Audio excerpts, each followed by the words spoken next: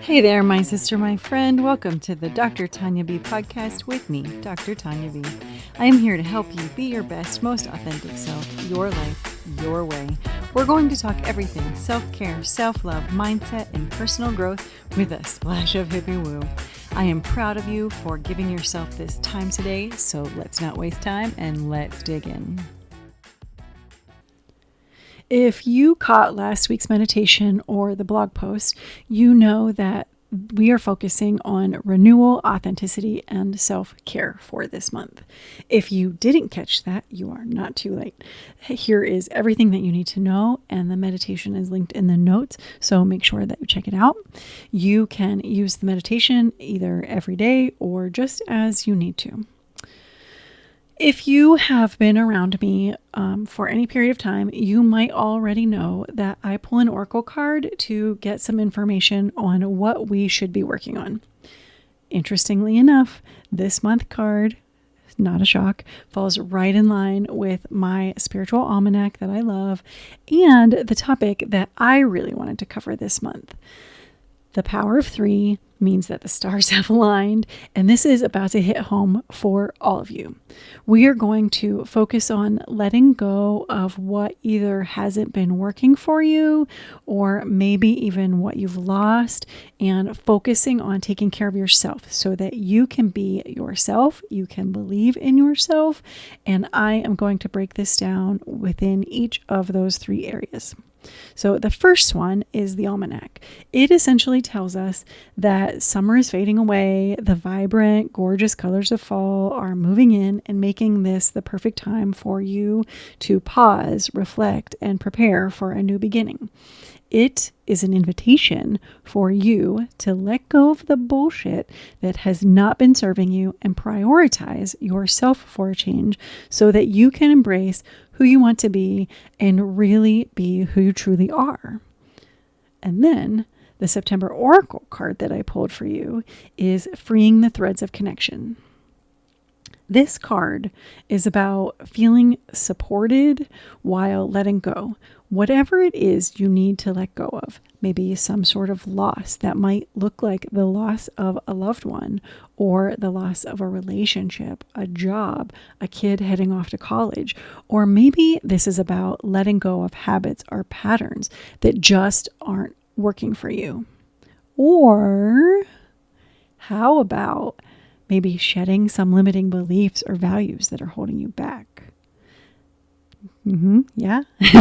This kind of change typically is not comfortable. It usually comes with some sort of resistance or a lot of resistance. But if you are looking for more, if you want more, you have to do this. It is absolutely necessary. So if we put those things together and add the topic that I really wanted to talk about, which is the foundations of self-care, we are getting somewhere.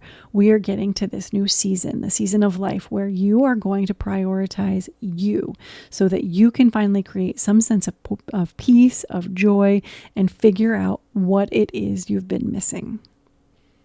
So let's start with redefining the word enough. As women, we do this really interesting bit where we feel like we are way too much. We are too loud, too pushy, too needy, too obnoxious. That one might just be me. But at the same time that we are feeling like we are too much, you're feeling like you're not enough. You're not successful enough, not smart enough, not fit enough, not pretty enough, just not enough. Not meeting expectations as a professional, as a partner, as a mother, all of the things. You really need to stop.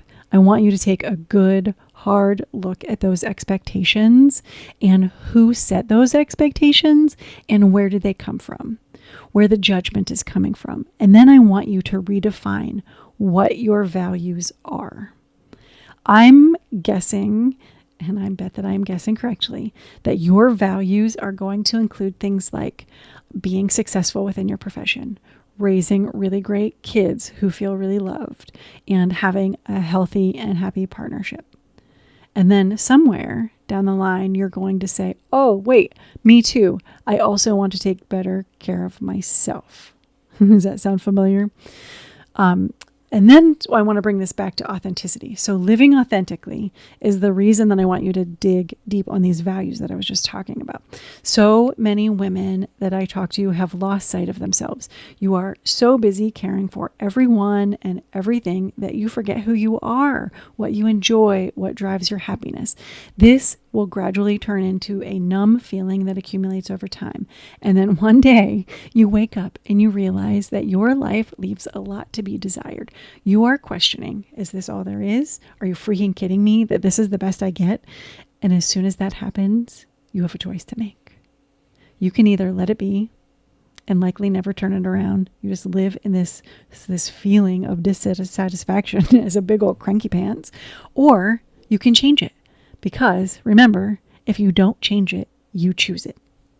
If you have the strength and the courage to stand up to that, to make the change, even in small shifts, it can be the smallest of shifts at a time, you will find that you move into authenticity. This creates a sense of confidence that resonates with not only with yourself, but with the people around you. It will attract positive relationships and opportunities. You will make better decisions.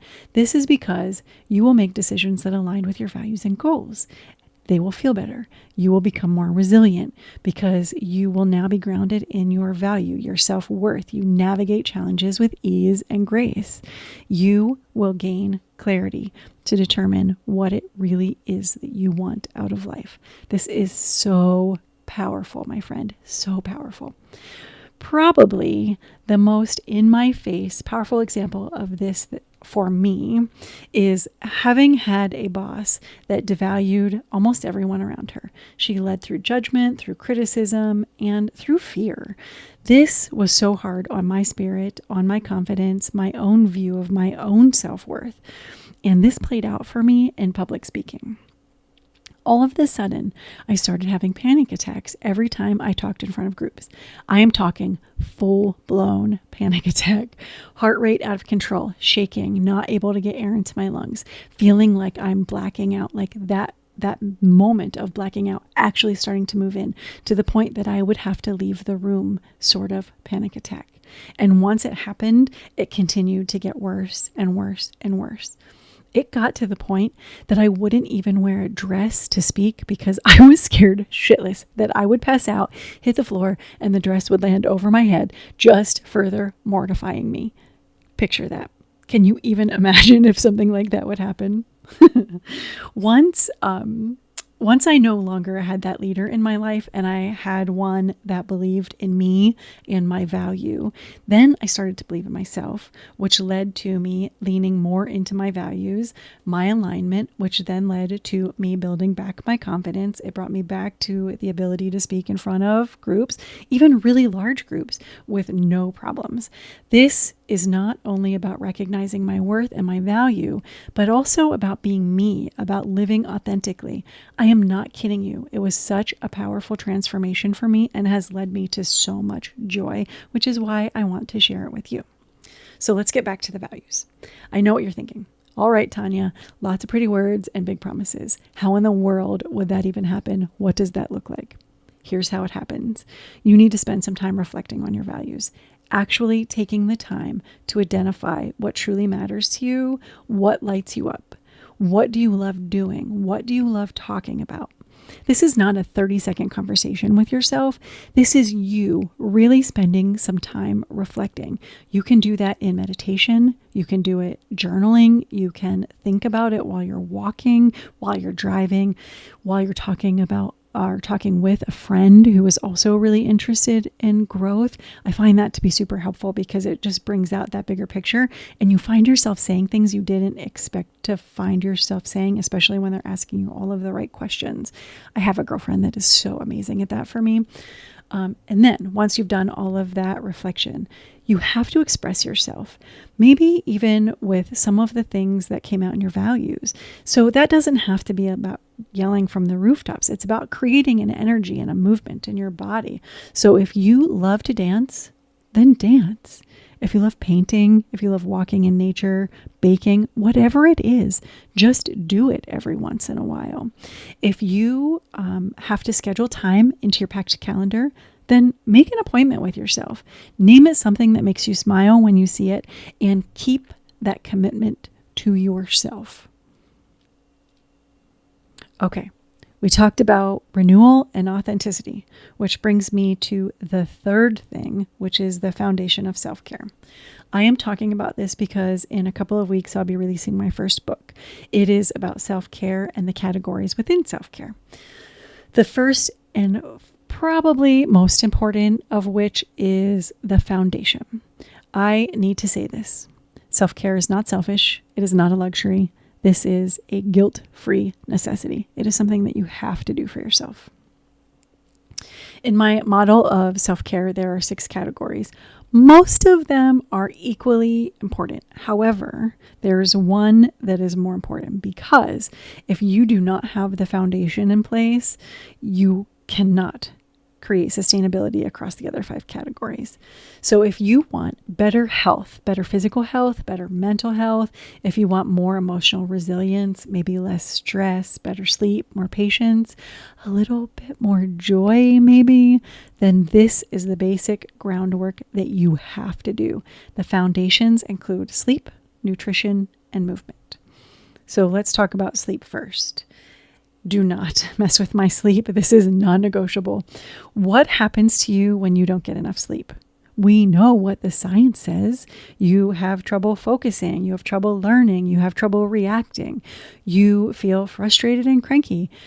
If the deprivation is consistent over time, you also have a higher chance of dealing with anxiety and depression and weight management and even illness.